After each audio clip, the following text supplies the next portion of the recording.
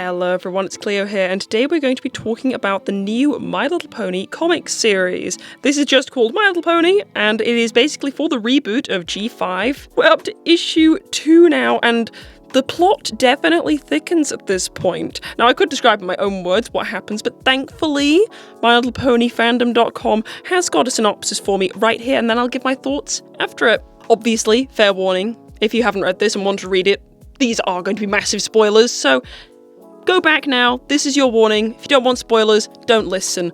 Let's go.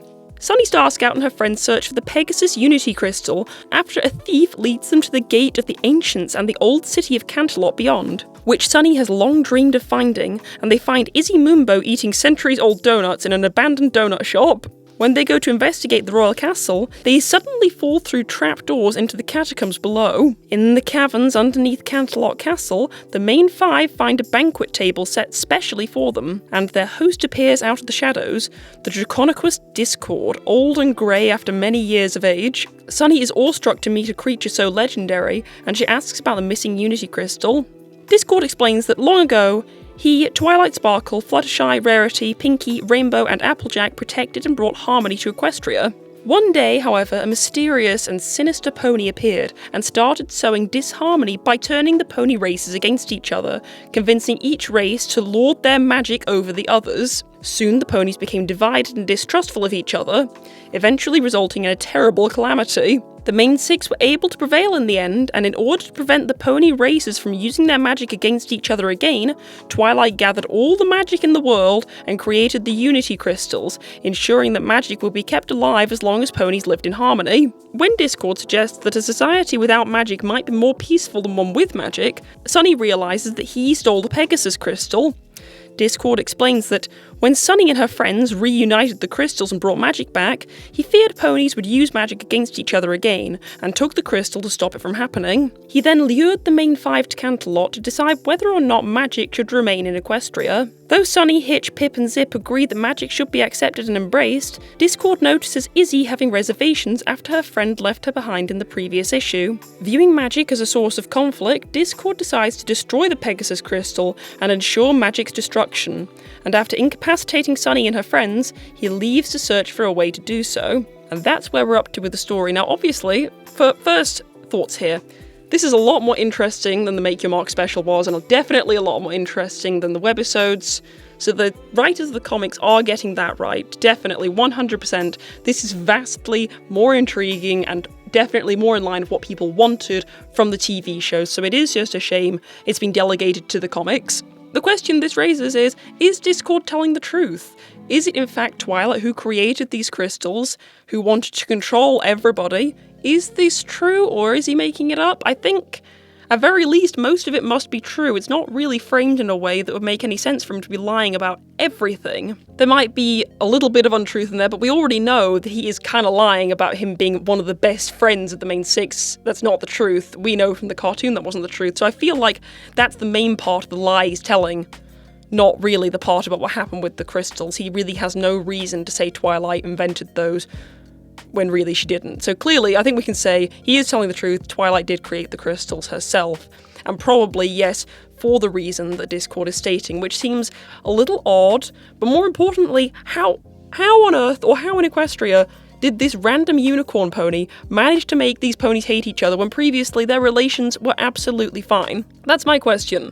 We know ponies don't really live forever, or even that long at all, so it didn't take very long from the episodes we see in Friendship's Magic, where all the ponies are literally fine together, they don't even think anything of it, to actually hating each other. So I really don't know what influence this unicorn had. Now, of course, it is implied that this unicorn is this same alicorn we see at the end of the cartoon special. I don't know if that continuity will be carried over from the comics to the cartoons. I'm thinking probably not. It's probably going to end up being its own timeline, as is usually the case with comic books versus cartoons. But ultimately, regardless of where she comes from in this continuity, how could any one pony have such influence over others that she makes them hate each other? And why would Twilight's best solution to that be so like, yeah, I'm going to stop you using your magic, I'm going to force you to get along, and I'm going to reward you by giving you your powers back if you're all friends? That seems like a really odd solution, Twilight. That seems like a not very friendly solution. That seems like a dictator's solution. I'm going to say that. We really thought maybe you were better than that, but apparently you're not. Ultimately, that wouldn't solve the actual problem as to why everyone disliked each other in the first place. She seemingly never really got a hold on whoever this unicorn was, and that's really what she should have been doing because that was the only thing that changed. What's also interesting is in this comic book, Fluttershy is mentioned a lot. You know, Discord definitely still thinks about her all the time, which is actually really, really sad when you think about it. If you live forever and all your friends die. Yeah, it's a little bit tragic. I don't suppose they'll ever touch more on that. But maybe he wants the Pegasus Stone for a reason. Maybe that's not a coincidence, I'm thinking. Why not take the Unicorn Stone or the Earth Pony Stone? Why the Pegasus Stone? Well, maybe he doesn't want to destroy it. Maybe he's lying about that part. Maybe he wants to steal the Pegasus Crystal because of some idea of bringing Fluttershy back, or maybe that's just too crazy. But then again, the comics did mention her a lot, and they do show Discord looking rather sad and disheveled.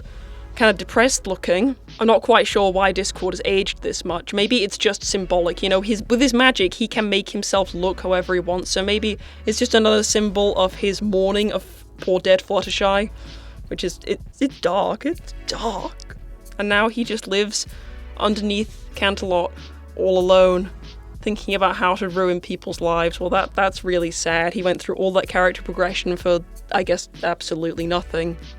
I think what's kind of maybe a little disappointing about this backstory is that it doesn't really add much more detail. It's still just about Twilight's friends. I thought really maybe it would have happened a little later down the line, and this is clearly like a really, really long time ago, but it looks like maybe it wasn't that long ago after all. Like maybe it's like a couple hundred years ago or something. And we still don't really know why Canterlot isn't used anymore, or why the crystals completely and utterly failed and everyone just stopped getting along anyway. I guess Twilight's solution completely sucked. Maybe it's that. Her idea literally didn't work. Going back to Twilight being a terrible leader. Well done, Celestia, for choosing the worst princess ever. And of course, I do sound super critical of this. It's just, maybe some parts of it seem a little disappointing, but I will say, at the same time, I think the characterization in this is so much better than in the cartoons. Definitely way better, much more like the film for the main five. And Discord seems in character. The writing definitely seems like how they wrote him for the cartoon, and I think that's really fun to see. I like the drawings, I think they're really cute, and I like the idea of going back to the G4 stuff so it doesn't just feel like they wrote it in as a sequel to G4 for no reason, because ultimately that's how the cartoons feel. They feel like they don't really have any tie to G4 at all, but this actually is tying it back into the same thing, and it's not because they have to, but since they did choose to, it's nice that they're actually using that lore. I guess especially since, you know, if someone's buying a pony comic book, they have to be like deep in the pony geek nerd fandom.